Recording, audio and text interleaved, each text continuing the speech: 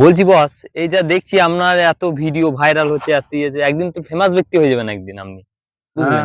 হয়ে যাবো।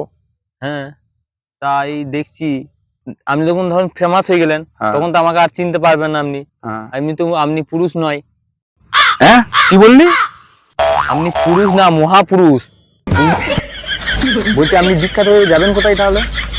দুবাই যাব। আচ্ছা, দুবাই গিয়ে তাহলে আমার জন্য কিছু নিয়ে আসবেন। হ্যাঁ, তোর জন্য আমি যেটা নিয়ে আসবো, বালি নিয়ে আসবো, বালি। এত কিছু থাকতে বালি নিয়ে আসবেন? আরে তুই ব্যাপারটা বুঝতে পারছিস না, লোক আবাস যোজনার ঘর করতে পারছে না, বালি পাচ্ছে না বলে।